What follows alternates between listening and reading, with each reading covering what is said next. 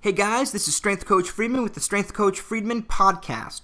Today I am joined by my friend Tim Malico, who is a former amateur boxer, and today's podcast is going to be a little bit about boxing and the strength and conditioning behind boxing. So the other night, Tim actually took me out to a boxing match. It was the first time I went to an actual live boxing fight, and seeing it and observing the fighters kind of inspired me to want to sit down with Tim and talk a little bit about boxing. Thank you, Mark, for having me. So took him out and showed him up close and personal what boxing really is. We always used to talk about in the gym about boxing, and he trained me how to get better, how to prepare myself, how to get stronger in different type of training styles that you usually don't hear about in mixed martial arts or in boxing, and they really made a difference. So I wanted to invite him to actually see up close a boxing match and see his perspective, and it was a lot of fun. We got to both kind of go back and forth and ask questions, what he saw to me, and I asked questions about, how would you train this guy? What would you do differently? What do you see as his imbalances? Because boxing absolutely is a muscular balanced sport, and you have to find the balance if you're going to have a long, healthy career. So yeah. Absolutely. It was definitely a good time and a very interesting learning experience. I personally have always been very interested in the martial arts and the strength and conditioning behind them. Unfortunately, I feel martial artists are one of the groups of people today that are still very hesitant to do strength and conditioning. Many martial artists, they're afraid that lifting muscles is going to lifting weights is going to make your muscles large, and it's going to inhibit your ability to move and function properly. Now, if you're using certain bodybuilding techniques, this could potentially happen. But if you're training from a functional standpoint, using resistance training can be a very beneficial aspect of your training, and it can definitely help to improve your mobility and your functionality as a martial artist. So I'm hoping today we can talk a little bit about this and maybe break down some of the stereotypes associated with strength and conditioning from the boxing and martial artist community. So before we start, I just want to go a little quickly over a performance pyramid that I came up with recently, and I was inspired actually by boxing. I was watching some videos on the up-and-coming fight between McGregor, who I believe formerly started off as a boxer, but now he's known for his abilities in MMA, versus Mayweather, who is one of the most renowned boxers of our time. And I was thinking about all this, and I've seen performance pyramids in the past, dealing with strength and power and mobility, but I feel many of them kind of fall short about talking about strategy. And I think strategy is a really important aspect of all sports, and very much so in the boxing ring. Just because a lot of these sports, there's limitations regarding who can perform in each category. So there's weight restrictions and things that kind of level the playing field a little bit. Basketball or football, the weight doesn't matter. So that's a bigger factor. But when you have more regimented body size, that's going to change or put more influence on the importance of strategy. So this performance pyramid I just want to talk about really quick. The base of it is, I call vitality. And that's the foundational phase of this performance pyramid. Vitality is all about your health, your mobility, your functionality, flexibility, all the components that rely around basic human function and movement. And without this functional movement at the base, it's going to make everything else a lot more difficult, and it's going to increase your chances of being injured as you move up through the training pyramid. The next phase is, I call vigor. And vigor deals with all the different more commonly associated with strength and conditioning components. Strength, power, acceleration, deceleration, bone density, resilience, endurance, conditioning. So all these aspects kind of deal with that segment on vigor. And these are the two that I feel it is the strength and conditioning coach's job to really dial in on when training an athlete. The next two phases are more what the head coach would do. In this instance, it would be the boxing coach. The boxing coach would deal with these. And the next one is skill. And skill is the actual skill-based components. So while the strength and conditioning coach might make sure the boxer can move well and function well and can has enough strength and power and endurance to throw the punches and to continuously throw those punches, the head coach is going to focus on the skill of the punches. How well are those punches executed? The combinations of the punches. And then beyond that, the last stage of the performance pyramid would be strategy. And that is not just the ability to throw those punches and throw them well, but how do you strategize with the rules of the game, with the sport of boxing? How do you then work those rules and work your opponent in a way that you can defeat them? So I think it's a really interesting thing, and that whole aspect of strategy I really didn't get until I really started thinking about this up-and-coming fight. So to now go into boxing a little bit, I'm going to have Tim share a little bit of his boxing experience and kind of just fill us in a little bit on what boxing is, how it operates, for those of you that might not be too familiar with boxing. So Tim, what is boxing? Can you tell us a little bit about the history and how the sport operates? So boxing, it started out bare knuckles. It was very big, popular in Europe, where two men would go into some type of place, usually outdoor stadiums, and they would go through bare knuckle matches, and it wasn't 10 or 12 round fights. They would go as much needed. These boxers usually came up from poor, poverty-stricken areas, and they were fighting just so they could eat, feed their families. And some, were to the deaths. In history, there have been some very bloody bare-knuckle fights, almost that looks kind of like mixed martial arts. It was straight-up bare-knuckle boxing, but the same brutality and force and damage, it looked the same. And then it started evolving and coming across, to America and becoming very popular. I always go back. A lot of people are if you're talking about boxing, you want to go to the golden era, which is with Rocky Marcial. The golden era basically relates to the heavyweights. We don't really have any heavyweight boxers like we used to do in the golden era. Talking about Rocky Marciano, Jack Dempsey, all the way up to Muhammad Ali, Evander Holyfield, Mike Tyson.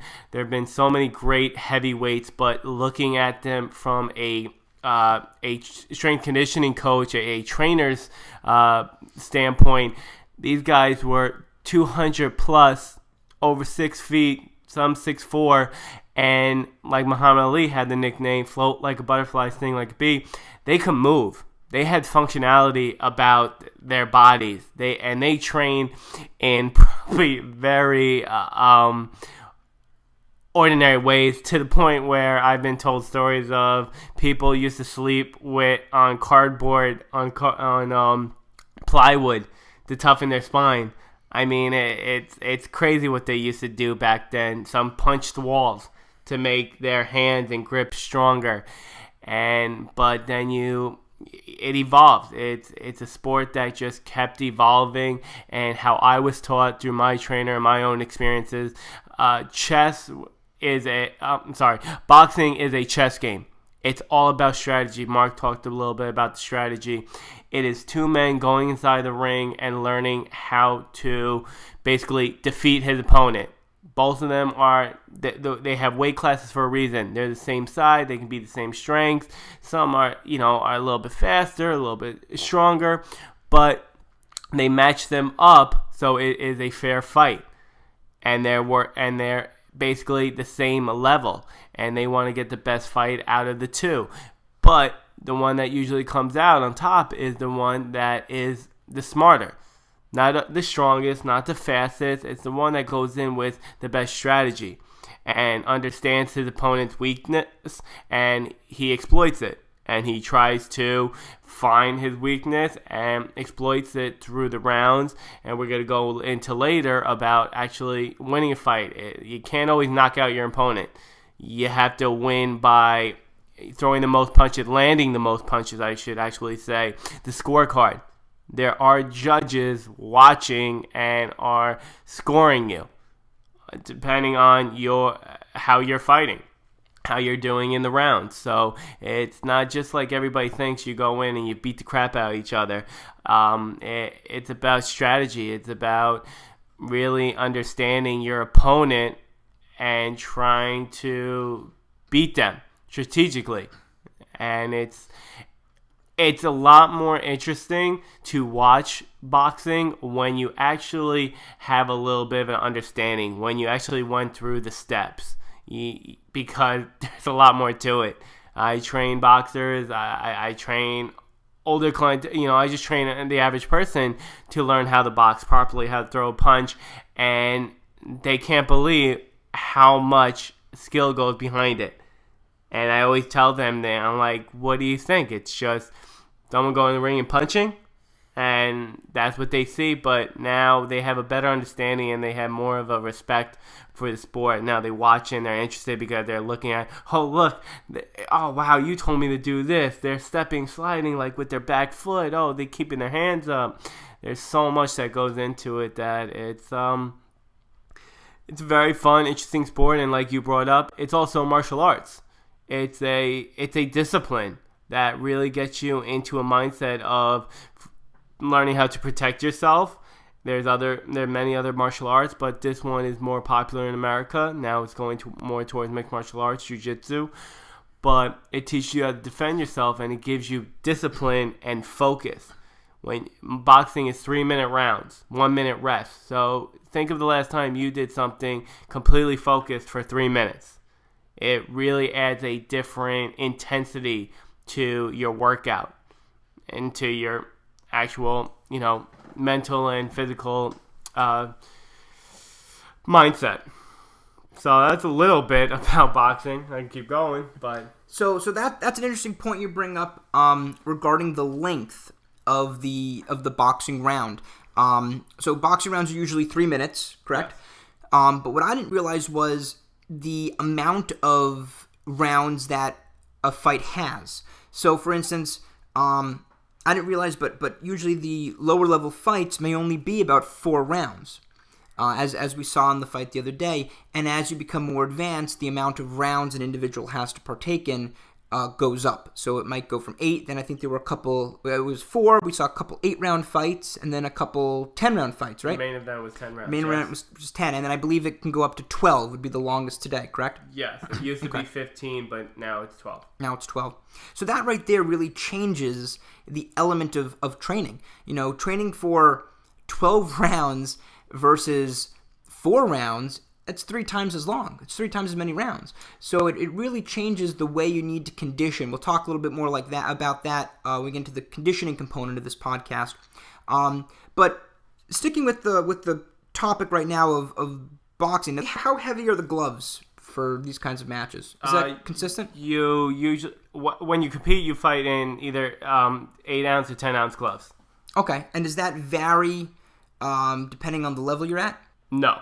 So basically, you train with heavier set of gloves. That's how you build your strength. You develop your shoulders and your hand speed. So you can go anywhere between 18-ounce gloves to 20-ounce gloves. But when you fight, you either compete at 8-ounce or 10-ounce gloves. Okay, and you get to choose? No. Okay, it's set by the rules of the... Okay, that's what I would think. So that's an interesting thing. So ultimately, what got you into boxing? What drew you to the sport of boxing? I know you had boxing for a while now. And what made you embark into this discipline? It's not something that I grew up with, as a lot of boxers say. I played all sports throughout high school, team sports, lacrosse, basketball, and then after just working at a job, I met I was a waiter, one of the workers was a bartender, retired New York City police officer within the Golden Gloves boxing champ, and he knew I was a trainer. He always liked to bust my chops, and one day he's like, let's try a Rocky workout. And he knew I liked Rocky, so I'm like, okay. He's like, all right, we're going to wake up at 5 a.m. and go down to the beach, and we're going to run on the beach. We're going to do some pull-ups. We're going to go on the playground, and we're going to get the mitts out. And that's where I kind of was like first introduced, doing the fun outdoor workout. And then he brought me in to his gym, and he started teaching me the basics of boxing. And at first I liked it. It kicked my butt. I mean, people think that, they're in great shape, being in a gym, lifting weights or running. Put that together. And that's what boxing is. It's strength, it's endurance, it's cardiovascular, it's completely moving for 3 minutes. Just try keeping your arms up for 3 minutes. Yeah, it's going to be tougher than you think, and then put on 18-ounce gloves. I mean, it really just challenged your whole entire body. And that's what I really thought was interesting from a training standpoint, but also just a person loved working out and just trying to get in the best shape. And then I got serious about it, and I asked them, I want to train, I want to go to Golden Gloves. That's basically a competition for amateur fighters that, usually locally, it's a round robin, and they get together, and, it's held by Newsday in New York. And it's just an introduction, and it gives you credentials within the sport, and you try to move up and build your name. And so once I said I wanted to get serious, he did not have the time, so he sent me to who's my good friend and trainer today, George Munch, and he taught me about boxing. He explained it to me from the very start. It is a chess game. You don't just go in and go to a local club and you start sparring. He taught me the proper way, which to this day I'm so thankful for, because you hear so many people, boxing's not getting the greatest name anymore because of how it's portrayed, the sports, the politics behind it. So he came up at a time with the golden era. He was friends with Jerry Cooney. He was around when Jerry Cooney was, heavyweight fighting Larry Holmes in Vegas and George Foreman, some of the best guys later in their careers. But he was around and doing it, and that's where he learned his principles and learned how to box. And he taught me basically like I was $1 million athlete. He told me to this day, you train everybody like $1 million athlete. And I still use that to my clients today. And it was very interesting, basically starting with footwork. That was the biggest thing. He would not let me go, touch gloves, hit a bag until I had my footwork down. And people, once you actually, go inside a gym, put on gloves, get in a ring, and learn actually how to what's called step and slide, you don't understand how awkward, how muscular and balanced it is, and how much discipline it takes to actually learn it. People want to, lifting weights, anybody can do. You can just go into a gym and lift weights. You don't need anybody there, nobody to teach you.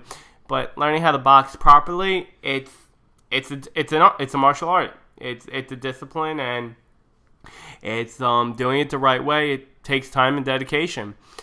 And then just you start with the ground and you work your way up. But the biggest thing boxing taught me, being an athlete my whole entire life, was how much strength it takes with your lower leg. Like how much strength you need in your legs, using your lower legs, building your lower legs. As young kids, usually you just worry about your upper body, your chest, your back, how much you can bench, how much you can squat. Yes, it's for your legs, but not in the way that boxing teaches you. Boxing, you have to generate power, and it teaches you how to generate power from the floor. And that translates into everything you do. A lot of people don't understand that, but it teaches your body how to work efficiently and create power. And the biggest guys, might not punch as hard as a boxer who's twice his size that actually knows how to throw a punch. And it's just being efficient with your body. And I I always thought that was interesting. And seeing how hard I could hit, and for someone not my size, it's more just about technique. And what we're going to talk about later is going more towards the strength conditioning side and learning how to build more of that strength into skills. So I absolutely believe with Mark, there's a balance. You definitely need skills, but also strength conditioning can play a major part depending on the person in advancing your levels of skills or just you being a fighter. But that was the biggest thing I would have to say is strengthening my legs and understanding once you have your legs underneath you how much different of a person and as an athlete you change, and then just going from there, trying to get into fights. I had a lot of injuries along the way. I know we're going to talk about that, and just enjoying the sport. So it's been a fun ride, and I wish I did it when I was younger. I wish I grew up as a kid learning this. But, everything happens for a reason, and it's the first step of a discipline, and you can use it for many other disciplines. It's a stepping stone. Excellent. I agree very much so with what you're saying regarding the generation of power in the legs. The discipline of strength and conditioning that's what it's all about. A lot of strength and conditioning exercises deal with power generation in the legs, and then teaching and training an individual to transfer that energy through the torso into functional athletic movements. So, for instance, the Olympic lifts are pretty much the epiphany of that concept. The idea of generating power in the legs, sending it through the torso. However, the setback or the thing with the Olympic lifts is it's primarily in the sagittal plane. Now, boxing, you still have that generation of power, but at the end, it's more of a transverse plane delivery. So although the Olympic lifts, I tend to think primarily the jerk or even the lesser forms, so like the prequels to the jerk, which would be the hitch press, push press, and then the jerk. So the hitch press and push press, I think, are crucial for learning how to deliver that explosive power. I think for uppercuts, it's the best because it's more upward, where I think some of the other punches, your hooks and your straight punches, have much more of a transverse component. But again, training that initial ability, how to keep the core tight and generate that power with the legs, I think is astronomically important for many sports, especially striking sports. And again, we'll go a little more into that. So in terms of scoring boxing, how is boxing scored? I know you're talking about the strategy, and I know there's a point system. So at the fight the other day, the judges were kind of calling out how many points they felt each person scored, which I guess is how many punches they saw land. So Yes. So what, you see, I just remember the last fight, big fight with Mayweather and Pacquiao. I remember watching that on TV, and most of the fight, I thought Pacquiao was controlling the fight. I thought he was throwing a lot more punches. I thought he kind of had Mayweather on the ropes. But at the end of the fight, they said Mayweather won. So I was a little confused. So I guess at the time, I didn't fully understand the scoring system and what it means to really land a punch. So can you just explain what you have to hit for a punch to really count and how that's all scored? Well, before I even get into that, first getting into the political game. It's about the judges. It's about the fighter, his personality, where they're fighting, who's scoring the match, all this stuff. Just like any sport, there's pros and cons, and this is why boxing has been getting such a bad rep, because like you kind of said, a lot of people thought Pacquiao won the fight, and Mayweather, they gave the fight to actual Mayweather, and because they don't necessarily understand, instead of mixed martial arts and UFC, there's a clear winner. Yeah, most of the time. Most of the time, the guy's basically brain dead. So that's what people like. They don't like where they're watching a great fight and they're rooting, kind of basically what we were at the fight Friday night. Main event, a friend of mine, we train at the same gym, and we thought he was controlling the fight, and then at the end, he got knocked out. But at the end, it was just, asking the questions. If he didn't get knocked out, who would win the fight? Because the prior matches before that, were some were undecided, some were split decisions, and nobody comes out a winner. And a lot of people, that's where you were hearing a lot of booing. People don't like that. People want a clear decision. Someone thinks that person won or the other person. There shouldn't be, it's a tie. So usually how, I've never been a judge, but usually how they score a fight is how many punches thrown, how many punches were landed, the percentages. But other things go behind it that it depends on the judge. Who's controlling the fight?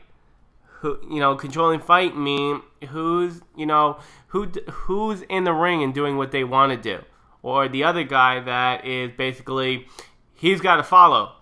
And when you're a boxer, there's all different type of strategies. Like you can be a counter puncher like Mayweather. Basically, you're getting off on 3-4 punch. So if someone's throwing 1-2, your jab, and then you cross, the other person's going to come back with 3-4.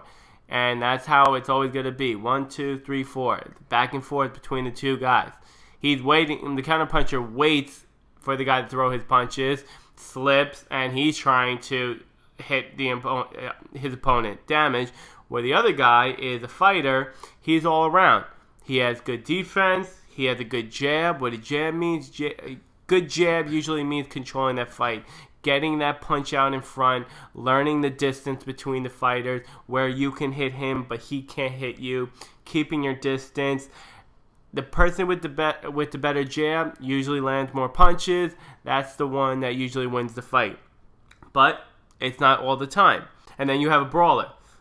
Rocky Balboa, the movies, it's not real, it's a fictional character, but you would call him a brawler. He would just go in, put his head down, and just take punches. Some people have strong chins, and just take shots. And then when he got his opening, he took his shot. Those are heavyweights. That's Mike Tyson. That's Jerry Cooney. That's Muhammad Ali. Joe Frazier, always looking for that hook. Just a bull. He kept coming at you. He didn't care. He'd get hit in the chin. He's just coming at you. He's needing those punches. He just wants to look for that punch, get underneath that arm, boom, right to the ribs. And so it's all different type of fighters, and that's what you got to see. It's so interesting seeing two different type of fighters, two completely different styles, and there's a winner. And they both create a fight out of it. And they have to learn how to attack and defend when they're doing one thing and someone else is doing something completely different. That's where strategy is huge. It comes into play. So scoring is how many punches are thrown, how many are landed, and the percentage. But there's so much more that goes behind it. Okay. So is it like a point system? Like every punch it lands a point? It's a point, yeah. And then punches need to hit either the head or the torso, correct? If Correct. it's hitting the arms, it doesn't count as a point. Again, going to that specific, I don't know, but usually the punch has to land. Land means, yes, making contact with either the face, the body, obviously low blows, and then the knockouts. The knockouts, obviously, they score higher than the regular jabs. Okay, makes sense. Regarding the different types of punches, right? So you hear terms like, hooks, crosses, straights, jabs, uppercuts. Can you explain some of those different punches and what the rest of the body is doing when that punch is being thrown? Okay. You're going to get more into specific what the body's actually doing, but basically you have your jab, you have your cross, you have your hook, and you have your uppercuts. How you want to throw them, those are called combination. There can be 100 different combinations depending on your opponent and depending on your strengths.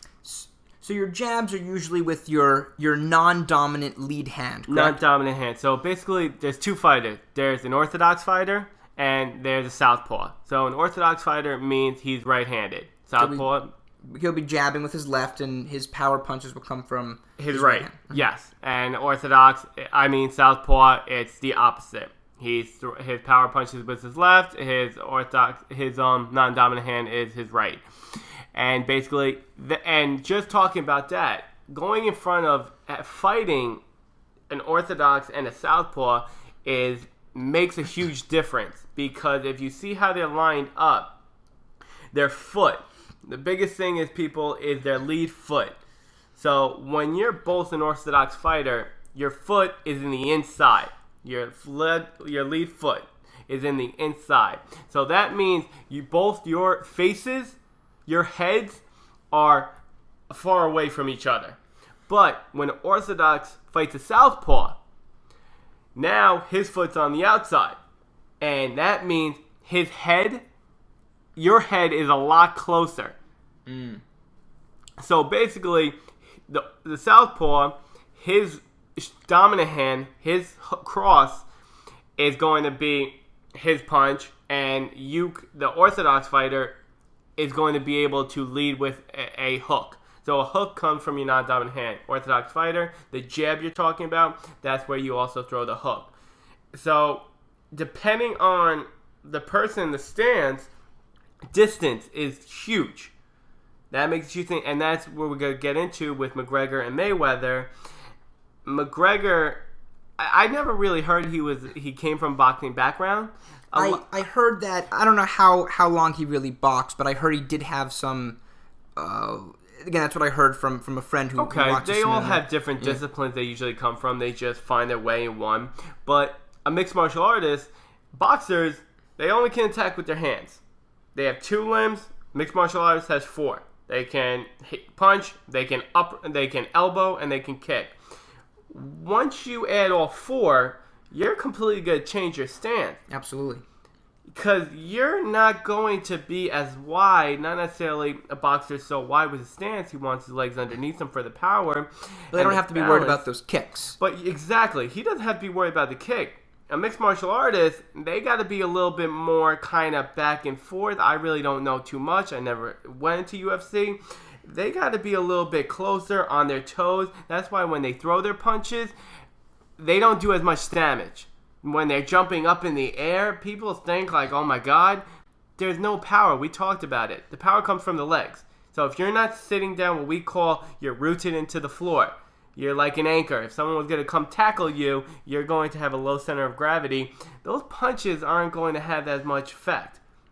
If you take a mixed martial artist and a boxer who hits harder, like a punch, it's going to be a boxer. But what's more forceful is a kick or a punch. The kick's going to win 10 times at 10 for 10 because it's how much you can generate, and they can completely get their hips around the rotational power. But so the orthodox and you have southpaw, 2 different styles. The basic stance, everything comes into play strategy-wise. That's why it's a chess game. Everything makes it different. You have your jab, the first thing you learn. A jab, what your body is going to do. What boxing is, your upper body and your lower body working together simultaneously. It's the leg. You lead with the leg, we like to say. You have to generate the power from the leg, and you have to come from the core and throw the punch. So with your jab, there's less of, you're not going to have much of a rotation through the hips. It's more of a step and punch, or it's a less so. Less so than if you're going to throw a cross. Okay. Kind of makes sense, saying the word cross. So it's more about stepping into the punch. But it's all about, that's where you get your power. If you watch Muhammad Ali, has a great jab, you'll see when he throws his jab, he'll rotate his hips. Now, so he kind of counter-rotates. Yes. He's not pivoting. You don't pivot off your jab. It's a straight punch. It's out in front of you. You're rotating your shoulder. You're snapping your elbow, and you're rotating that palm to be down. You want your hand completely flat, and you're punching with those first 2 knuckles. So you don't break your hand, so you're protecting your shoulder. But the great ones, if you throw a jab, a lot of people, first of all, think of, okay, brushing your teeth, I'm right-handed. Okay, now brush your teeth with your left.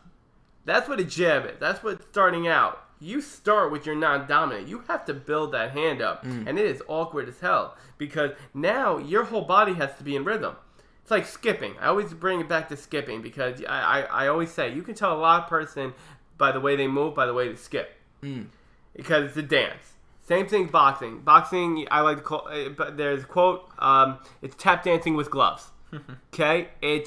Everything's a rhythm. It's a dance, and you have to lead with that leg, throw that jab, and you want the straighter the punch. That's when it lands because the guy in front of you, he wants to block it. So Mayweather, he has great straight punches. They basically are right down the middle, and you'll see him land right on the chin. That's where you're landing the points. So the jab is kind of used to set up everything. Set everything up. So you have to have a jab. The jab controls the fight. Okay. It sets up all your other punches. You don't have a jab, you're basically going to be following the other guy. You're going to be a counter puncher. So you lead with the jab. The jab helps control the fight. So that's the purpose of it. Because it helps kind of keep your distance, I guess. Absolutely. So in the beginning, like I taught you, the first round, depending on its strategy, if it's a 4-round fight or if it's a 12-round fight, there's more time so you can play your game. You can't just go out and expect everybody to knock someone out. It doesn't always work that way. So if you have a 4-round fighter, then they're just going in there. They're trying to survive, and they're just trying to survive and win the fight. They certainly don't have to pace in a 4-round fight the same way you have to pace for a 12-round. You should always pace, but no. It's a different type of pace. It's a quicker fight mentality. It's like, are you running a 100-meter dash or are you running a mile? Exactly. So a 4-round fighter, he's going to throw his jab, but there are going to be a lot more combination. He's just trying to land. He just wants to win that fight. 12-round, you're in professional. You're talking about HBO pay-per-view. They're going to have they want a jab. They want to control that fight. They want to control the ring, keep the fight in the middle. What I mean by that is you don't want to be on the ropes. Now, it's easier said than done, but you want to keep that fight in the middle. You're against the ropes. First of all, the judge sees that, and that's not controlling the fight. So a judge could always notice that and be aware and be like, oh, okay, he's getting on the ropes too many times. Maybe he's not doing damage to his opponent, but still, it's not a good look. And especially if it's a close match. Mm-hmm. If it's a tie, you'll hear the scores are basically 1 point off, 2 point off, or they're even. Someone's got to make a decision. So now how are you going to make that decision? Got to be your perception of the fight. So there's all these different things. So we want to say you control the fight with the jab. You want to keep the fight in the middle. And you basically want to pace and control that fight with your opponent. You want to get them off their game. Mm-hmm. And that's the strategy of the jab. So you said the jab is with the non-dominant hand. The hook, is that usually also thrown with the non-dominant hand, or is that both hands? Hooks can be thrown both hands, but it's usually the same hand as the jab, the non-dominant. And when would be, strategically speaking, when would you usually use your hooks? Is that when the individual's a little closer in because the punch isn't going to go as far? It's kind of going for the side of the head or the body? You want to go? Yeah, you usually want to do body shots unless, like we talked about, you have a southpaw. Mm-hmm. Southpaw, his head's closer. You can lead with the hook. If you have two orthodox fighters, you don't want to lead with that hook because you're leaving yourself open. But that southpaw, his face is right there. If he throws that jab, you slip that jab, you're right there to go right over the top of his arm and throw that hook to his chin. Okay. So, the hook's coming around from the side a lot more. Unlike the jab, it's coming a little more straight out. Jab is a straight punch. Hook, yes. It's a rotational 90 degrees with the elbow, and you're trying to stay nice and tucked, keeping your elbow nice and high. You drop your elbow, you miss. Now the opponent has time to come over the top. You always want to keep your elbow nice and high. To elevate the scapula. Elevate the scapula, tuck in the chin, because if you miss, now he doesn't have an opening to hit you. Remember, you throw a punch, 2 punches are coming back right at you. So then now talking about a little more the dominant hand, okay? I feel is that usually considered your cross? Your dominant punch? Your cross, it could be an uppercut. It depends on what your strength is. Okay. It can be a combination. But so explain the difference between a cross and an uppercut. Cross and uppercut? Mm-hmm. Okay, you can throw them both with the same exact hands. The cross kind of, it explains itself. You're coming across your body to your opponent. So it's more rotational, and that's going to Yes. be your big rotational punch, really using the rotation of the hips through the torso. We talk about it, and we want to squash that bug. We want to turn out that cigarette with that back leg. Okay, so a lot of rotation on that back foot, getting that transverse plane kind of going. We want the legs nice and tight underneath us. The wider we are, we're Less not going to get translation of power. Exactly. Yep. So we want to, in the beginning, you're just trying to find your balance on two. So you're going to be nice and wide. But a good fighter with good footwork, you get to see his his legs are underneath him. They're nice and tight. They're not crazy, but they're nice and tight because he can turn on a dime to get that hip around for that power shot, but that's where he's going to translate the most power. Okay. And then your uppercut seems to be, that's a punch where you're really kind of on the inside of the opponent's arms, correct? And it's more of a vertical punch. Yeah. So it's not as much, you're not punching as horizontally. You're almost kind of tucking in, your elbow stays more bent. You're dipping your hip, you're coming for your elbow wants to be perpendicular to your knee, and you want to just drive straight up. Okay.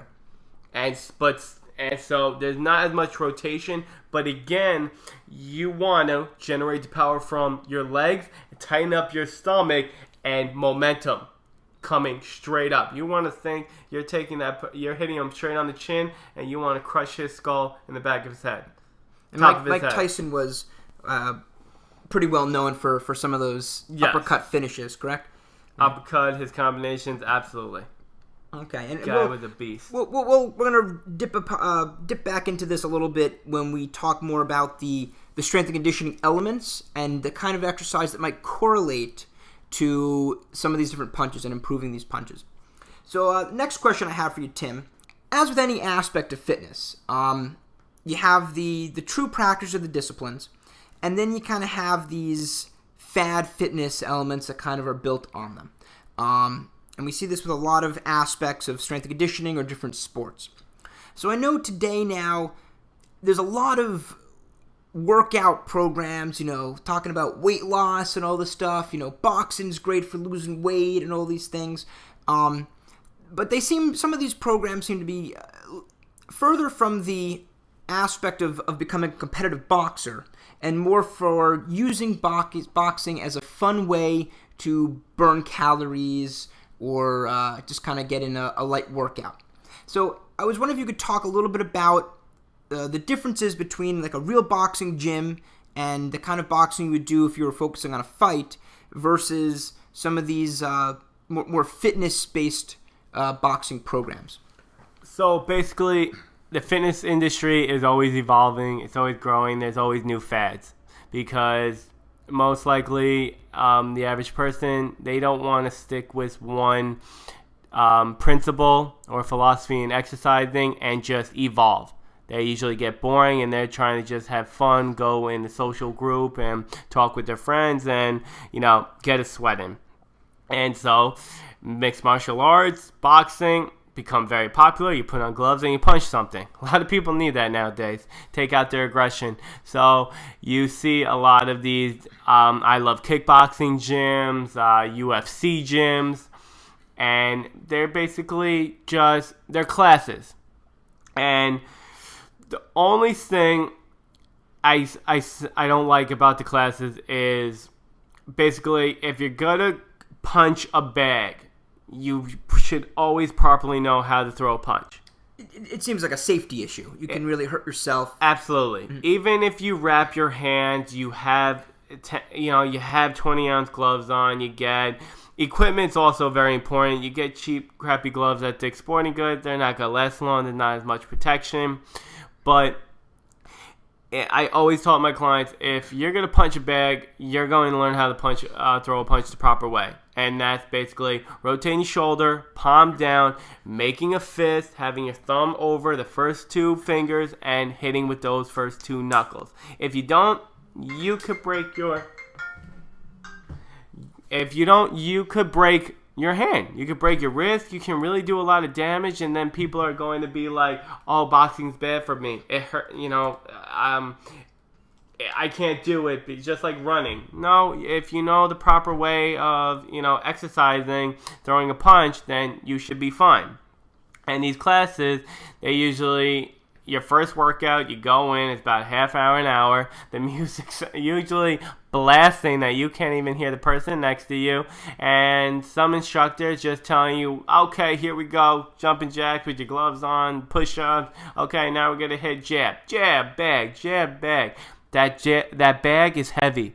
If you hit it, it's going to hurt. There's a reason why they call it the heavy bag, right? That's right. And so it's not made of water. Even water bags hurt. But if you punch wrong, it's going to hurt your wrist. It's going to hurt your shoulders. But usually people push through because they like it. And then I can never understand. You're doing it wrong. You're hurting yourself. But I enjoy it. Well, so I'm going to keep doing it. I think as we talked about, I talked with Louie in one of our earlier podcasts, people want to hurt. They think if they're hurting, that's a sign of a good workout. Oh, yeah, really feeling it. Oh, yeah, workout kicked my ass. And, if they feel that pain, many times they misappropriately associate that with a great workout. And again, muscle fatigue, muscle soreness, that's fine. Yeah, you should have some discomfort. But different than not being able to lift up your shoulder. Yeah, if you can't lift your arms or your joints are hurting you, that's a whole other thing. And that's where that whole no pain, no gain thing kind of gets a little bit misconstrued. But yeah, I definitely believe that, joint angle, I always say this, joint angle dictates muscle function. And if your joint is not stacked properly and you're throwing a punch like this, you're going to be putting the forces into the wrong part of the joint. You're going to be causing an issue. So you really need to make sure the joints are stacked up and positioned appropriately, that you're not going to be putting unnecessary stress on ligaments and things around that joint that could really cause a problem. Those soft tissues are not, they call them soft tissues for a reason. They can definitely experience some pain and trauma and damage if you're throwing extreme, hard force punches at inappropriate angles. Exactly. What Mark said, don't misconstruct any of this. However you're punching, if you're a professional punching, you're doing damage to your body. It's called microtrauma. So you want to be as much efficient as possible when you're throwing these punches. So just like working out, you want to prevent injuries at all costs. So learning how to do something properly, how to throw a punch properly, that's preventing injuries. And because you are going to put trauma on your body. But once you understand, you're going to evolve. It's going to be minimal. You're going to be doing the right things. And you're not going to be going crazy. And Mark was showing him punching, but this is not a video. Basically, he was just showing you, don't bend your wrist when you throw a punch. Don't have your wrist cocked up. Have your wrist completely straight. And a lot of people think of having a cell phone. Your cell phone, your wrists, they're turned in. So basically, you want to make that fist, but you want your wrist to be completely straight behind it. Then you want the elbow to be completely straight. And then you want your arm to be completely straight. Because this is where you're absorbing the punch. This is going to help prevent from you hurting your shoulder instead of you throwing wide. Or you throwing and you punch the bag and your wrist is bent.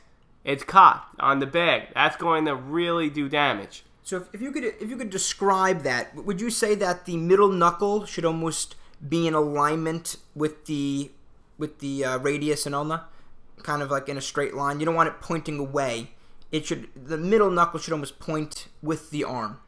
Yes. And I guess depending on the shape of your hand, it might vary a little bit. Absolutely. But would that be you don't want your hand here. You're not punching with the front part. You're punching at the top two knuckles, really. We say you don't want to punch up. You don't want to punch down.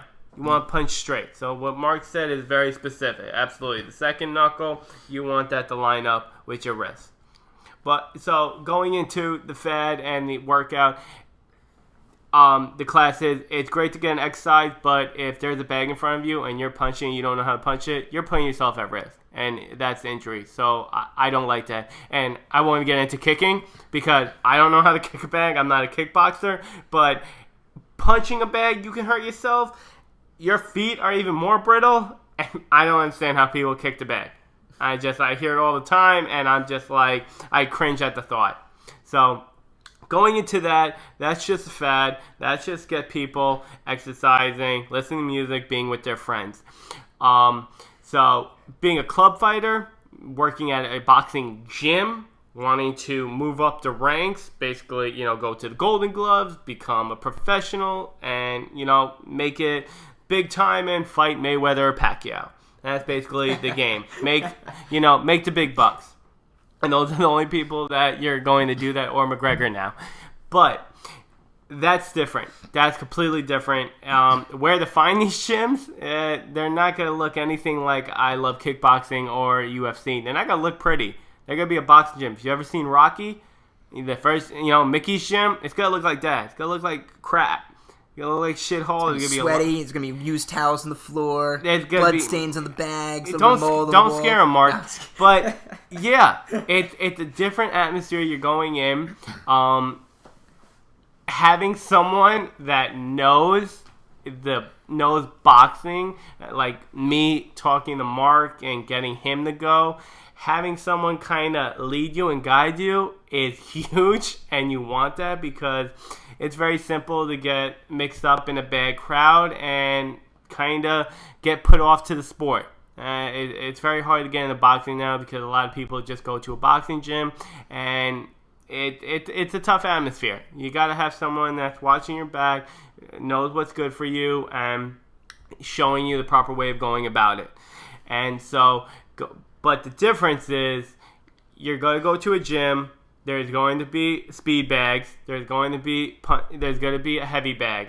There's going to be mid-sized bags. There's going to be water bags. There's going to be a ring that you can move around in. There's going to be pieces of equipment, and there's not going to be many of them. That's the difference. You go into I Love Kickboxing, there's 50 bags because they're looking to get quantity. You go into a boxing gym, there's about 5 or 6 bags hung up, and there's people, depending on the popularity of the gym, you're working at a bell. There's a bell inside. There's a 3-minute bell, and you're going to hear it ding, ding, ding. It's going to be green. That means work. You're going to hear that gym come alive. That's 2.5 minutes of work. Then you hear a second bell. Ding, ding. That's going to be a yellow bell. That means 30 seconds left. It's going to get even louder. That's when we're taught to win the fight. That's basically for the judges. Okay, it's about to end. You probably heard that night when we were there. Mm-hmm. You heard them thumping. Yeah, that's telling the fighter, okay, it's almost over. So get points. Try to land your punches. Try to knock them out. That's how we're always taught. And then, ding, ding, that's your rest, your red bell. That's 1 minute. And people, it's interval training. You want to get into specifics of into training, it's interval training. It is going exactly at. So for a strength conditioning coach, that definitely helps programming-wise because there's exact regimen. And Absolutely. You're going to get into that. Absolutely. It really makes it, in my opinion, a lot easier on how to design your conditioning programs because you know how long things last and you know the durations of time. When you have something like a basketball game or a soccer game, you never really know how long each play is going to last, when the whistle is going to blow, when a timeout's going to be called. So it really creates a much more randomized structure. You don't know what component are you going to be sprinting, jogging, running. There's a lot more variables. So to me, when you're looking at martial arts that are, wrestling, boxing, MMA, the fact that there are specific time frames in which the individual will be competing, to me, takes out so much of the work, and it really allows you to specialize your conditioning program to make sure that you are ready. So to me, these individuals that are getting gassed too early, there's something wrong with their conditioning. Someone's missing what needs to be done, and they're orchestrating this training program in properly, because there's really no reason not to have it down. You know exactly what it is. It's like you're taking a test, you know the exact format of the test. There's no reason you should struggle with it. You know, you should, granted the material could be hard, so you might still, fail. I'm not saying that, but there's no reason why you shouldn't understand what the test is, and you can train to that model. So, Tim, you mentioned... So to wrap it up really quick, not to interrupt, is basically a workout fad. These I Love Kickboxing gyms. You want to go and have a workout, that's fine, and enjoy with your friends. Learn how to punch first. That's the only thing. Other than that, I don't like them. You want to go to a real boxing gym, they're dirty. You're going to get a better workout. Just have someone to guide you and teach you the proper way, and you're going to get a great workout, and you're going to learn overall an evolution of functionality between your body and skills as a fighter. That's it. Yeah, overall, I think, if you want to do a class, class training usually isn't the method that I, isn't my ideal system, because, when I've trained the military, there were times I had 30 to 100 people at once. When you have 100 people in a room, you can't keep track of everything, and, it just, granted, we weren't doing anything really intensive, but, it's just tough. You got to make sure that's when injuries can happen when you have that big a room. So just from the size of the classroom. That being said, I have friends that do run group classes, and they do a good job because they're experienced what they do. They take the time to look around, and a lot of their individuals that show up to the classes are regulars, so they kind of know their limitations and know what they can do with them. So I don't want you to be discouraged from going to a class. If that's something you want to try, I'm always supportive of people along their fitness journeys. But like Tim said, make sure you have some background to what they're going to be doing in the class before you're asked to do it at a high rate or to the tempo of music. You want to have these skills down just because you don't want to hurt yourself. Yeah, I hear about people getting hurt in classes, and you're there to have fun. And even if you're not learning hardcore boxing to the serious degree, if that's not what you're looking for, and that's okay. Not everyone's going to look to do the competitive end, and that's totally fine. So just, all I'm going to say is just make sure you're safe, but have fun. It's important to have fun with your training, and if that's what you need to stay motivated, then I don't think there's anything wrong with that inherently. Absolutely, do it. So that being said, I want to talk a little bit about injuries, and some of these injuries may come about due to imbalances. So I know, Tim, along your boxing career, I know you said you've had some issues and injuries along the way that may have been stemming from some of the training. It wasn't like knockouts that were causing these injuries. It was more training things. Yeah. So would you mind telling us a little bit about some of the injuries you had over the years, and maybe some of the ways you've dealt with it, and some of the things you've done to minimize those injuries from occurring in the future? Basically, I was stepping up a level of training for my body that I have never experienced before. I probably started boxing when I was 19, around when I got out of high school, and like I said, I played every sport, but unfortunately, you're a kid in high school, you're not training right. Nowadays, it's getting a little bit better, but still, you only care about the way you look, how much you bench, how much you squat. You're not doing functional training. You're not worrying about your mobility. You're not worrying about your range of motion. You're not worrying about any of that stuff. You don't have the education and that mindset, first of all, to think about it. All you care about is the coach telling you to get stronger and faster, and you only know one way of going about it. So when I went to boxing, we talked about it. My legs were like chicken legs. So that was the biggest thing. Learning, first of all, how to move on my legs the first thing was learning how to jump rope. I was 19 years old and I couldn't skip. So that was embarrassing. And being inside a boxing gym with fighters, that's not scary enough, not knowing how to jump rope. So the bell rung, that's a 3-minute round, and you're in front of the mirror, you can barely go around that rope 3 times. That was the first thing. That's skipping. And thinking about it all now, that makes complete sense. So my body, I had no rhythm. My upper body and my lower body did not work together. And that just is a recipe for disaster. injuries, and that's what happened. So you don't just jump rope. You start with the jump rope, and the jump rope from a training standpoint is your ankles, is strengthening your ankles. You're staying on the balls of your feet because that's mostly boxing. You're on your balls of your feet. Your heels are not. You don't want your heels on the ground. You're on the balls of your feet, and you're moving back and forth. You're constantly moving, and your wrists. So your wrists and your ankles are doing all the work. If you haven't been a runner, if you don't know how to skip, your ankles are going to get beat up. And mine did. I mean, my foot just, not injury-wise, but, just, blisters, bleeding, and it's just because your body's just not ready for it, and you're going into such a severe training cycle. And being on your ankles, being in that flexion, oh my God, your Achilles, your calves are seized up, your shins, and that just moves up the chain depending on how severe, how tight your body is. That just moves up to your knees. So, looking back, this was years ago when you were doing these kinds of things and developing some of these injuries.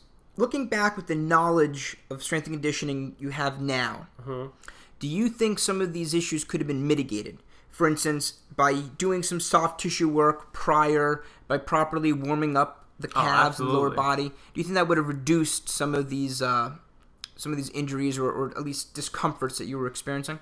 Absolutely. Like we talked prior podcasts, like it's running. It's just getting into a completely different type of discipline workout. And if you never did before, you're usually just, your mindset is just do it. And there's no kind of, okay, I should do less is more. We don't think like that. And that's exactly boxing. You start boxing and you have a trainer. I had a trainer. I wanted to get serious about it. You're going for 15, 20 rounds. From anywhere from jumping rope to 2 or 3 rounds to in the ring, you're doing 5 or 6, 3 to 4 rounds of just footwork, and then you're doing the mitts, you're punching, then after that you're jumping rope again. I mean, your body is just asking for a beating, and absolutely. Now, everything that I've learned, warming up properly, foam rolling, I wish I knew what a foam roller was. I wish I knew how to use it. It would have saved me a lot of pain. Thank God I didn't have any surgeries, knock on wood. Nothing severe, more just structural damages that a lot of people suffer. Lower back, sciatica, patellofemoral syndrome, the inside of the knees hurting, shin splints. All stuff that people, is very common, and they run to Tylenol, Advil, braces, orthopedics for physical therapy, when it's a structural foundation problem.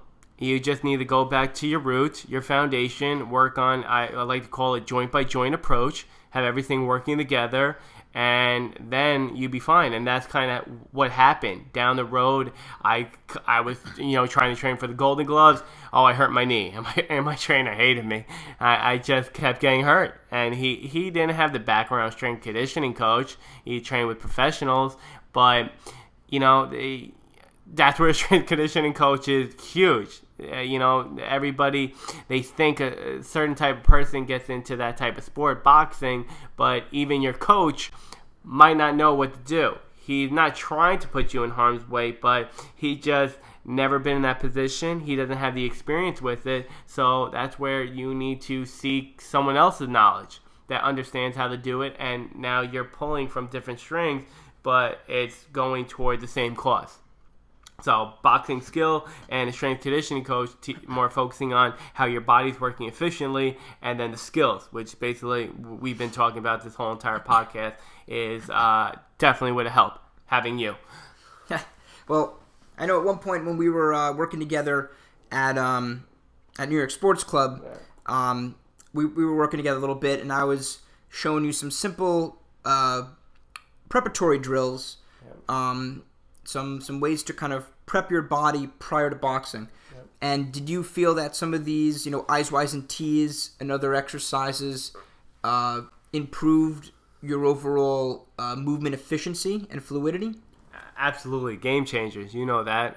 Anywhere I go when I was a trainer, everybody knew the I, Y's, and T's. You know, we only worked at New York Sports Club together, and then we went on our separate ways. But man, I kept those in my arsenal for my clients and myself. When I did not know how to properly warming up for boxing is a little light stretching, getting into your jump rope.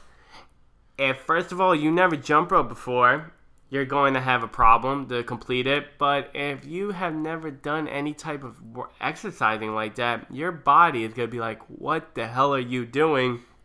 And if you keep going for a long enough time, your body's going to be like, okay, I'm shutting you down, and I'm going to start giving you signs that you should stop or there's problems. And shoulders, punching, absolutely. You're throwing these punches as hard as you can, as fast as you can. Your rotator cuff, you know, we all know, getting into more of a scientific, your rotator cuff, it already hangs half out of its socket just by reaching. Now, our rotator cuff isn't the most, it isn't the most secure thing. It's very vulnerable, and when you're punching, you're throwing your arm straight out against a firm object, whether that's a bag, that's a mitt, and you're doing repetitive, if you ever see a double jab, that's basically jabbing twice in the same amount of time. It hurts.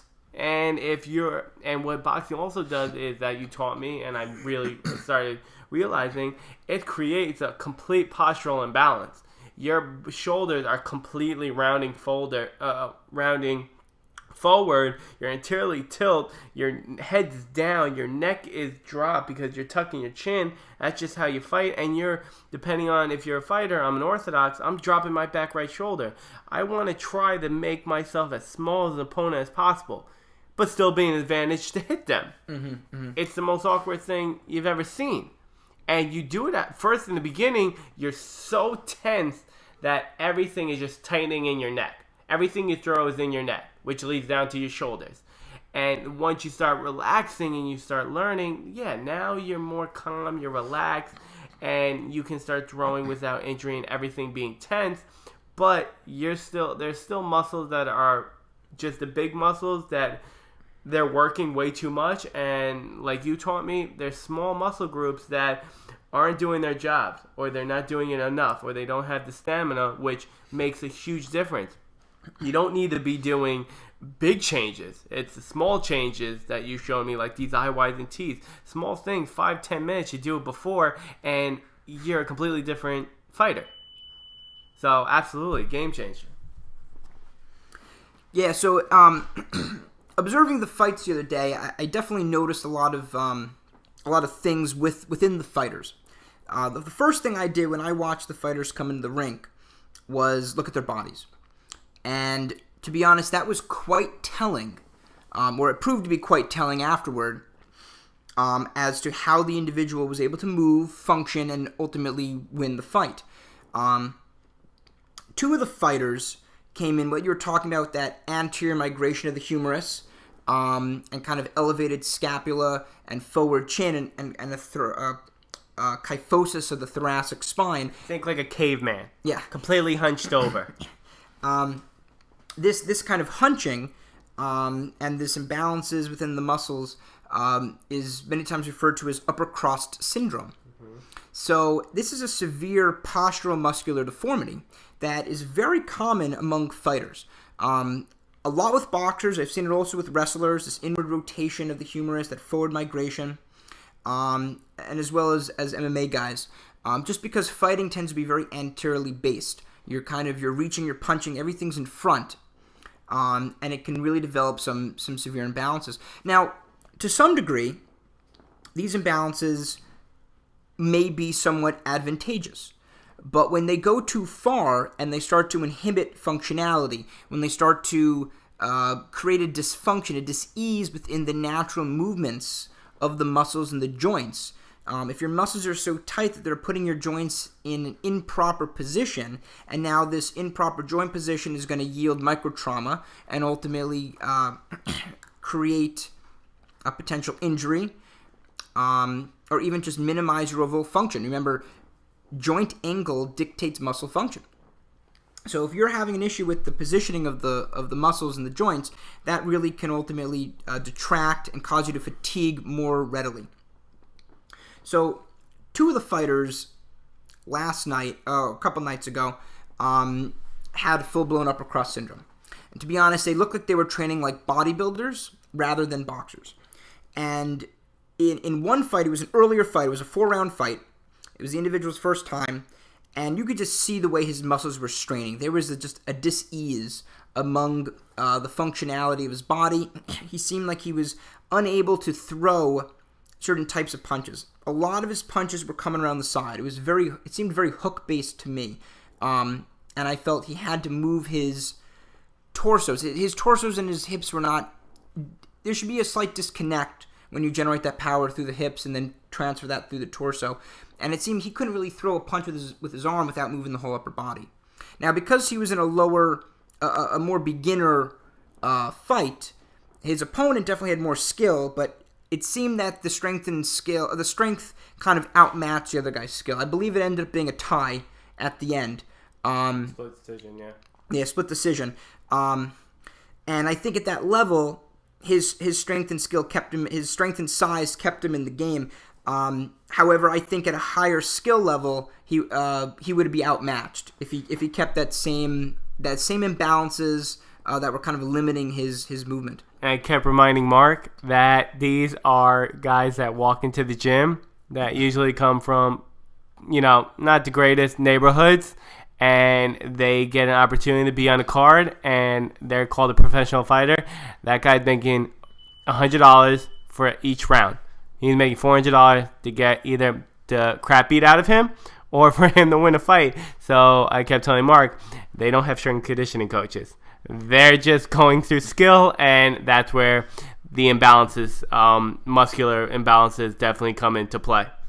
Yeah, and that's definitely true. And I'm not criticizing these individuals. I'm just kind of just making a blanket statement of what I've seen. But a lot of coaches, head coaches, also make the mistake of doing too much sport-specific training and not balancing out the body. I remember even when I was working with you, I remember you saying your coach was having you do a lot of, I think it was almost like some kind of a core exercise in which you would, I think, grip a cable and pull down, but you were only doing it on one side of the body because he was training you to keep your body in a certain position for certain punches, I believe. He was trying to get you to drop that shoulder, but one side? Yeah, I remember you saying that you were having to do more on one side. Okay. At the time, but and sometimes these kinds of things can lead to those imbalances. If you're always fighting with one hand, your dominant hand, and the other hand, not your dominant hand, you're always going to be in that same kind of rotated position. Mm-hmm. And right there, that can start to lead to imbalance. I remember you also had a shoulder that was a little higher than the other, correct? Yep. So, again, that can lead, at first it might be advantageous, but that can lead to dysfunction. So, my whole thing is, your resting state should be neutral. You should be neutral in your resting state. When you're in the ring, go into the position you need, but that should not become your permanent stance. When you're not in the ring, you should not be walking and moving in that same way. You should be at a neutral state, because otherwise you're just continuously doing damage to your body. You're going to create microtrauma along the way. The shoulder, in my opinion, is the most complex skeletal muscular joint in the human body. Okay? The shoulder is really a series of 4 joints comprised of 3 bones: the humerus, the scapula, and the clavicle. And this allows for a very wide range of movements.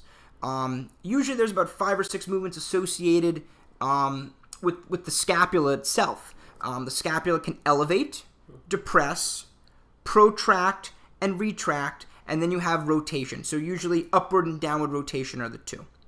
And then, of course, you have other forms of rotation involving more the humerus and the other aspects of the shoulder. But the movement and placement of the scapula, as I said in earlier videos, is so crucial for a punch. When you're throwing a punch, there is a protraction that needs to occur in order to really move that power from your torso into the punch. And I feel if you're very tight in your upper trapezius, your levator scapulae, and in your rhomboids and lower trapezius, that's really going to inhibit you from having that proper fluidity of the scapula and can also lead to injuries. So the rotator cuff is a series of 4 muscles that attaches the humerus to the scapula. And it stands, the term to remind you of what the muscles are is SITS. So it's supraspinatus, infraspinatus, teres minor, and subscapularis. So these are the 4 small muscles that are involved with some of these movements. And for individuals that are constantly elevating their scapula and moving their scapula around, as you do in boxing as both a defensive and offensive maneuver, it's important to make sure that these muscles, as well as the rest of the muscles that move the shoulder, are working in a proper balance. Because if these are out of balance, that's when injuries start to result.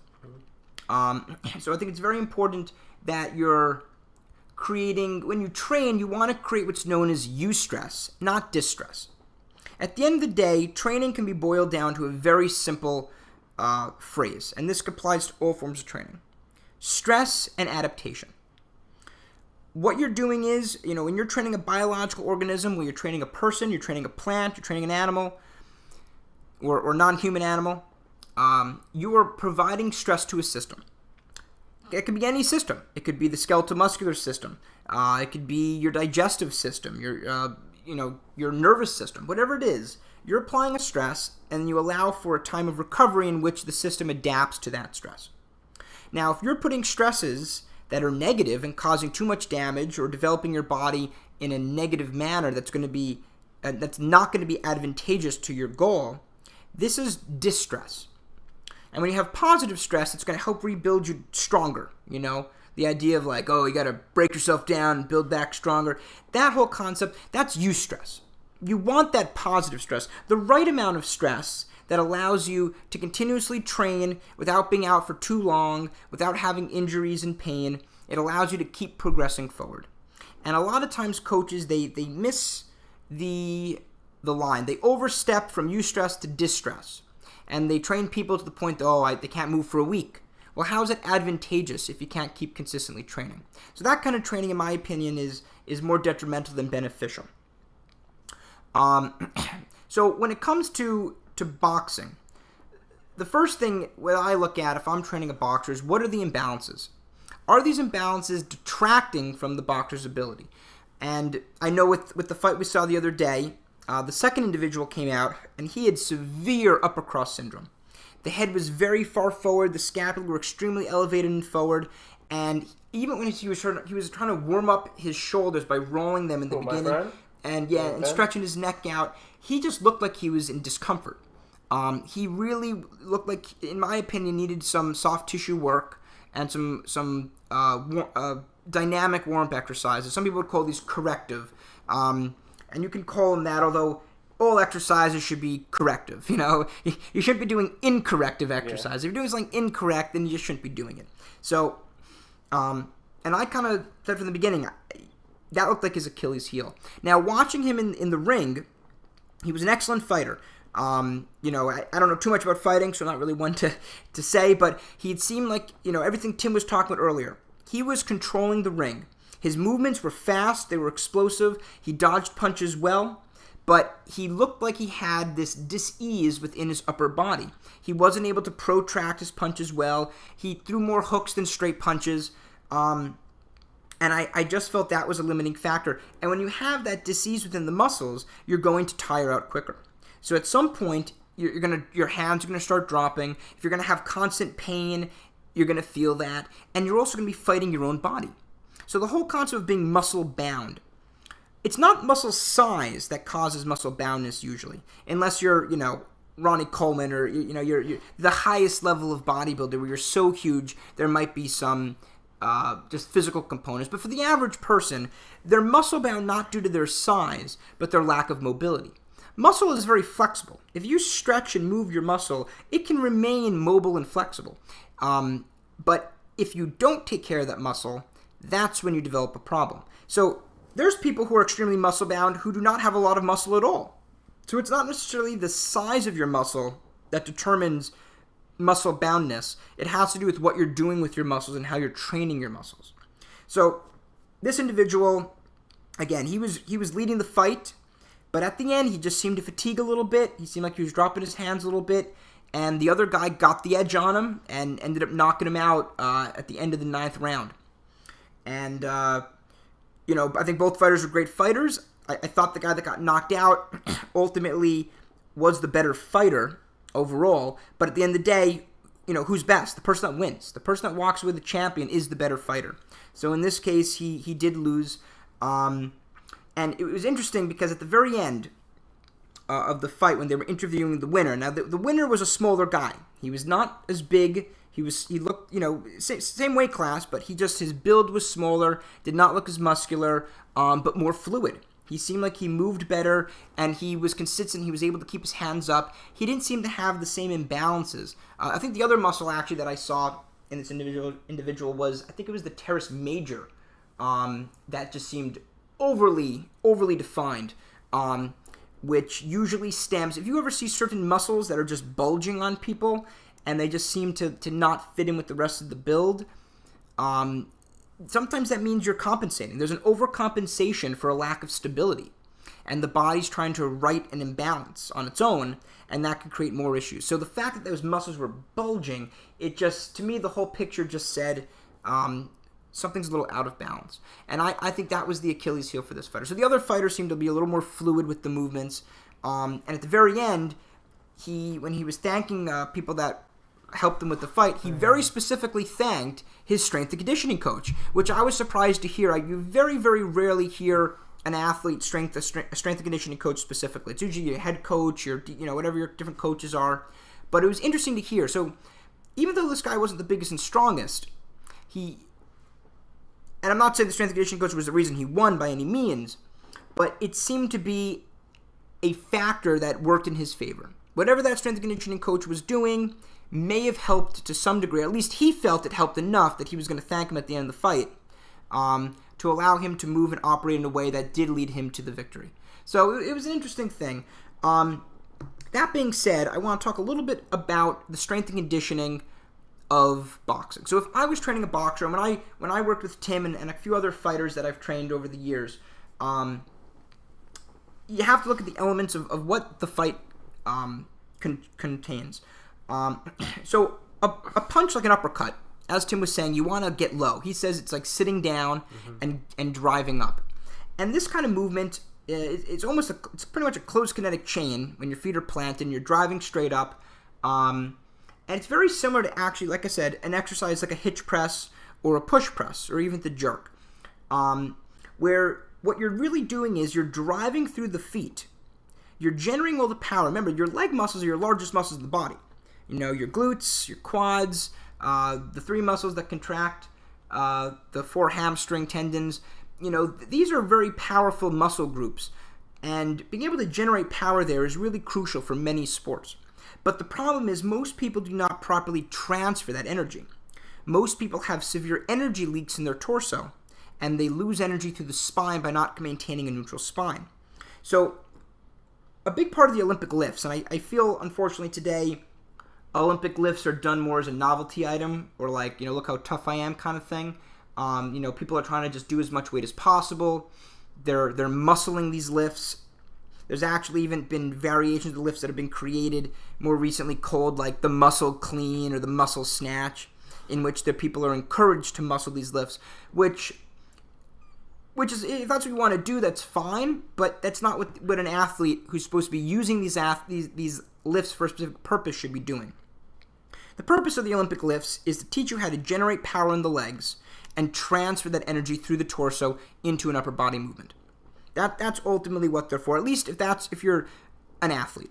If you're just a competitive Olympic lifter, well, then you're going to be doing more low-receive Olympic lifts, and it's not about building strength and power. It's about just putting up more weight for competition. Mm-hmm. And I think the sport of fitness today, too, also kind of ties in with that. It's more about how many you can do and how fast you can do them rather than what you're getting out of the lifts. But if you're training an athlete, you're training a fighter, you're training a football player, a soldier, you really want to focus on using the lift. It's not how much weight they put up. It's what they get from doing the lift. And we talked about this a little bit in the podcast, Misconceptions of Strength and Conditioning. So I really think a push press or a hitch press is a great foundational exercise. Unilateral hitch press I love for teaching an athlete how to develop that power in the legs, maintaining, you have to learn how to create intra-abdominal pressure first, but then learning how to really utilize it. I always tell people it's almost like strumming the strings of a guitar or a string instrument. If those strings are slack, you don't hear any sound travel. But when those strings are properly tightened and you string that string, you can hear that sound vibrate right through it. And essentially the muscle fibers of the core operate in a similar fashion. When those fibers are properly contracted, you create the proper intra-abdominal pressure. When you hit that hip lockout, okay, in your Olympic lifts or other exercises as well, you feel that power go up through the abs. You can actually feel the energy traveling through those fibers as they go up, and if you time it properly, into the lift. So if you're doing like a hitch press or a push press, if you time it just right and generate the power properly, the weight feels almost weightless. Do you remember when we were doing a lot of that unilateral hitch press? Yep. Didn't you? When you hit that right movement, and it flew. You didn't even have to push. You just felt that weight fly. Yep. And that's really, I think, now when you're throwing a good punch, do you feel it's a similar thing? Absolutely. You hit it right, and it's like... We say, people want to load up. When they want to hit as hard as they can, they want to load up. But it's not about loading up. It's when you don't even think about the punch. It's when it just becomes almost a reflex. That's where your speed, your power, everything is it's there. Absolutely. And I'm a big believer of that. It's when it all comes together, it's the movement efficiency, You can have really strong, powerful legs, but if your core can't match it, or you don't know how to transfer that energy through the core by creating the proper intra-abdominal pressure to minimize the energy leaks, you lose it all. It's like electricity that comes to our homes. Most of the power is lost through the wire. As that wire travels from the plant to the home, that's where the most amount of wire is lost. You pay more for being farther from the plant. And they say it would be so much more efficient to have smaller local energy plants because you wouldn't be wasting all that energy as it travels. It's the same kind of thing. And similarly, a bigger athlete, it's harder to do. That's why sometimes if you look at powerlifters, some of these really small individuals are really strong for their size. It's easier to be strong and powerful for a smaller person because there's less space the energy has to travel and get lost. And also less, shorter nerve endings to innovate and to travel. Yeah, the strong guys on bench. Big chest, small arms. Right. And a big part of that's also the mechanical advantage as well. So there's a lot of different factors coming into play with this. But yeah, that's a good point. So I really think if you're training the explosive power of certain punches, I think something like a hitch press can be beneficial. However, that really only works ideally for an uppercut because that's the only punch that really the majority of the momentum is upward. So for a lot of other punches, those punches are more forward, slightly upward, but a little more horizontal than vertical. So for these kinds of punches, although still training that same foundational aspect of generating power and sending it to the torso is important, a new element gets brought in, and that is power through the transverse plane. And I think I talked about this earlier in an earlier podcast as well. They did a study with baseball players, I believe, and they were looking at baseball pitchers, and they were trying to see if they were throwing more powerful pitches when they did Olympic lifting. And they actually found that the improvement was negligible.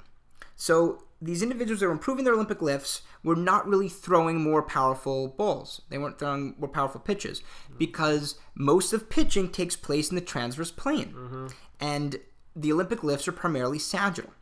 So although I think it's still a good foundation, especially for fighters that throw uppercuts and things, and I've also developed some exercises that kind of are similar to a hitch press or push press, but end at an angle, more like a punch. So I've kind of modified it more specific to fighters, where you're going through the same movements, but you're also changing the angle, so you're training to generate that power more forward and not just directly up. But this is done with much lighter weights, and it's more of a drill. But ultimately, we need to train that transverse plane. So there's a lot of different exercises you can do with resistance bands and cables to train this transverse movements, teaching you not only how to generate that power in the legs, but then rotate through the hips and generate that extra bit of torsional power that you can then send through the torso and into the punches. So I think that's another huge aspect of boxing and any striking sport, being able to have that rotational power. Most sports, if you look at it, require a good amount of transverse play and rotational power. Tennis, hockey, soccer, baseball, golf, football. A lot of these have that aspect. Now, some football players, if you're a lineman, there's probably less rotational work, except when you're actually trying to either get by a guy and you are trying to rotate the individual. I would say, the athletes that really don't have much rotational work would be most of your track athletes. They're kind of running, it's primarily sagittal plane. And then you have your, athletes like rowers, crew tend to be pushing in one plane, power lifters, Olympic lifters.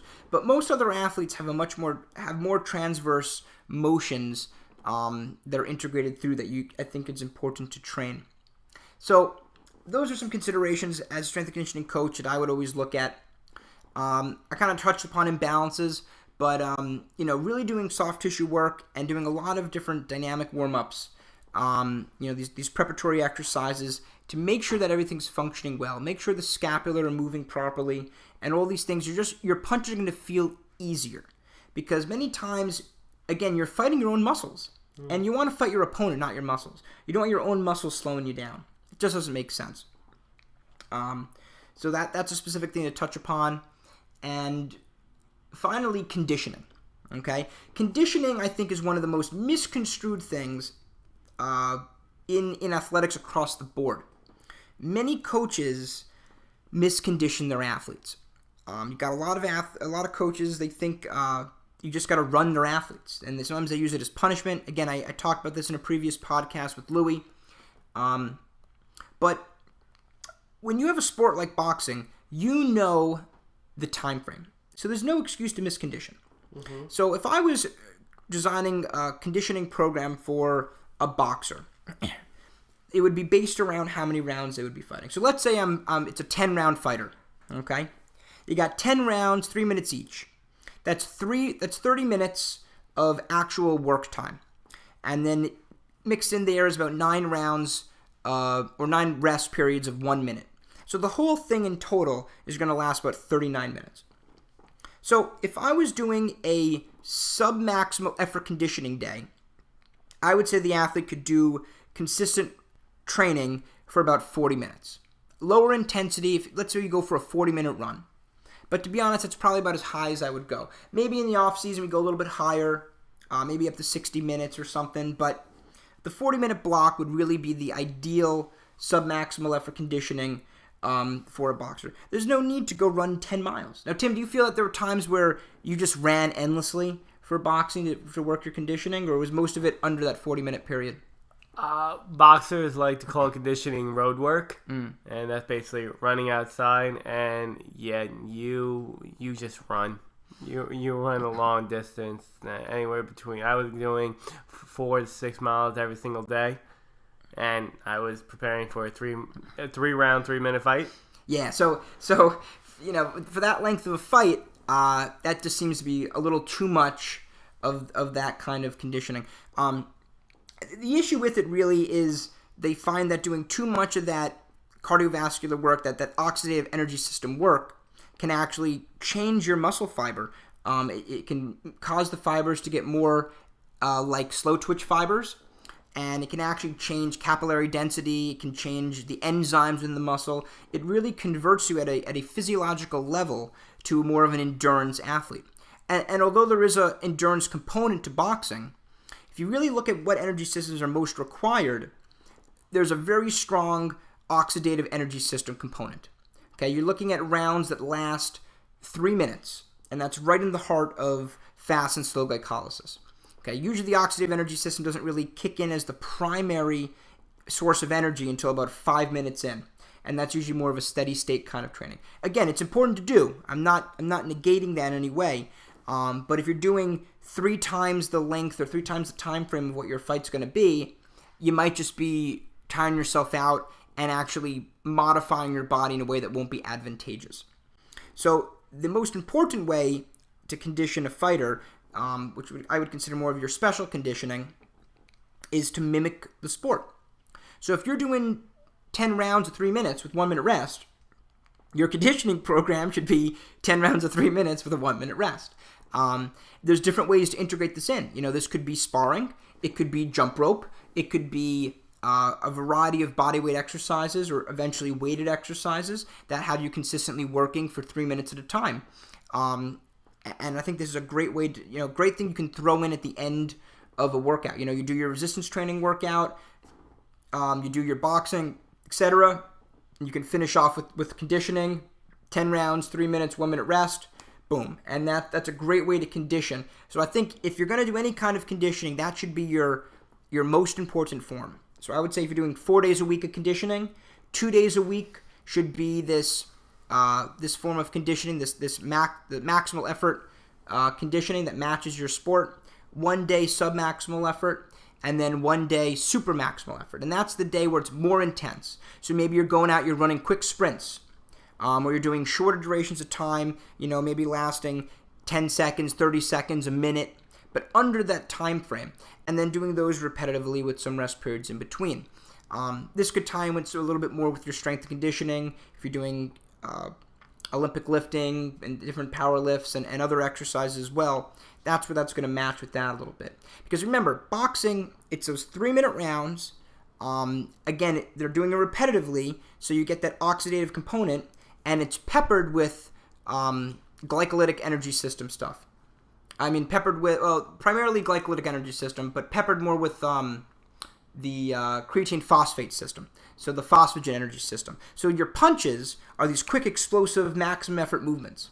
Okay? You got to put everything to those punches. You're not just, tapping the individual. When you're throwing a heavy punch, you got to put everything into it. So that's going to be more of your maximal effort stuff. And that's going to be your phosphagen energy system dealing with the creatine phosphate system. And this is really going to be where your punches come from. So it's very important to train this system and be able to do it repetitively because you need to be able to throw those powerful punches. If you're not recruiting those muscle fibers and training that energy system, your punches are ultimately going to be weak. So that's the challenging component of boxing. We know the time frame, which makes things a little bit easier, but having the right balance of the different energy systems, properly training the phosphagen energy system with that submaximal effort conditioning, training that slow and fast glycolytic energy systems with maximal effort conditioning, and then training that oxidative energy system with that submaximal effort conditioning. That's tough to get down. And every fighter is going to have a different thing, and you really got to look at the fighter and see what's best. But I think that's an important thing for fighters who are looking to compete to look at, as well as strength and conditioning coaches who are training fighters. The same principle applies to wrestling, as well as MMA. Yeah, MMA is a little simpler. You usually got 3 rounds, 5 minutes. So there's less you have to do, unless it's a title fight, and that's usually, from my understanding, 5 rounds, 5 minutes each. Now, at the lower level of MMA, they might be shorter rounds as well, but I'm not too sure with the different, at the more amateur level. But again, think about your fight. Think about the time frame and match your training to that time frame. That is the best thing you can do. I know a lot of people sometimes they add on extra minutes. They go, well, if my round is 3 minutes, I'm going to always train 4. And that's fine, but here's the thing.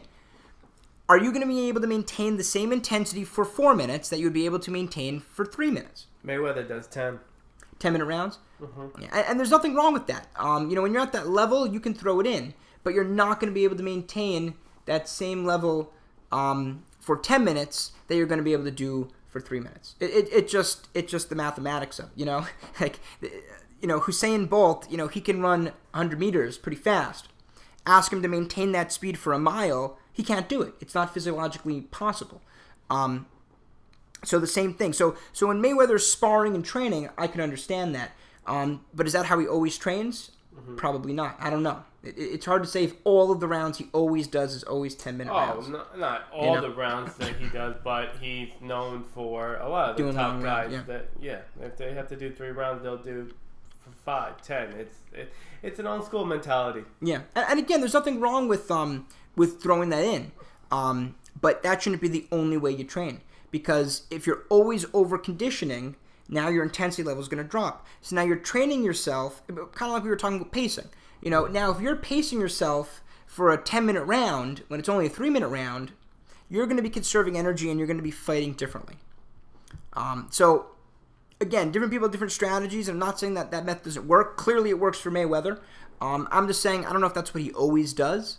And even if it is what he always does, that might not be what's best for every individual. So you always got to play around.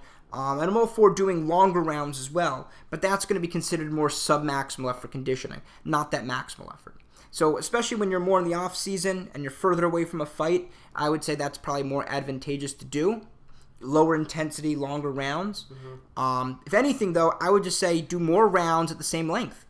I would say increase the number of rounds, so you're still training yourself to pace for those 3-minute rounds, but you're training yourself to last for longer. But again, you start doing that too much, and naturally you start to pace yourself. You only have 100% juice, so you're going to use that juice over a longer period of time.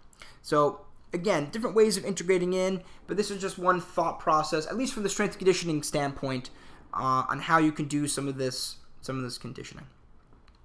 So I think we definitely covered a lot on boxing. Tim, any final thoughts or things coming up on the next Mayweather fight? We got a Mayweather fight coming up with McGregor. Yeah. What are you thinking about this fight?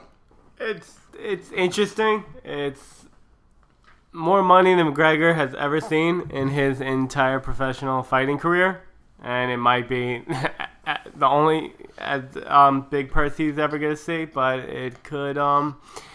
It depends. I think it can do two things. It can put boxing. It can put it back 10 years, I believe, because if McGregor knocks out Mayweather, if he loses, but he at least puts up a good fight, it's going to give the inclination of UFC fighters to start coming over to boxing. And there's already now with all the money that is coming out of this fight, what McGregor is making, UFC already sees it. These guys, UFC, they are completely brain dead, and they make no money. But those guys fight the best. They want to fight the best. They give the most exciting, but it's all the organization. All UFC, they get all the money. It's the head guys, it's Dana White. They all make the big bucks. These fighters make nothing, and they're gonna be brain dead out of their career. So if they see someone like McGregor switching over and he's making, I don't know, $50 million, why is one guy going to be like, oh, I'm going to fight and, have 5 concussions and make only, I don't know, not even close to $500,000 when I can go to boxing and I can protect myself a lot easier? It seems like he's probably going to be making more from one fight than most MMA fighters make in their entire career, correct? Absolutely. He has never seen this money. Mayweather seen this day in and day out. Mayweather already got his check. McGregor's waiting for his check. It's going to be interesting. But yeah, it's definitely exciting, and there could be possibilities of UFC coming to boxing and, completely revolutionizing or changing sport for better or worse. Again, this got me really thinking about strategy the other day when I was thinking about this fight. I really think that, Mayweather's going to be able to out-strategize him just because this is his specialty. He specializes in boxing and boxing strategy. So I really see the only way this is going to go down if McGregor can really knock him out fairly quickly, and he might just come out, like a batter to hell kind of thing, and just really go at him, doing something stupid, and take him down quick. The other thing that some people were talking about is if he may accidentally, or not accidentally, but revert to some MMA tactics, which apparently will result in major lawsuits, from what I hear. Yeah, I don't think he's that stupid. That's, again, as much money as he's making, I don't think he'll do it. I by no means do I think it would be a fact of stupidity. I think just sometimes when the adrenaline's going and you're so conditioned to other fighting tactics, sometimes it might be hard to break that. If you've been fighting a certain way for years, trying to make that a change in that style might be a little challenging. There's going to be a difference. There's not going to be a cage around him, and he's going to be wearing shoes. Yeah, so definitely a huge a huge change. I think it'll be very interesting to see.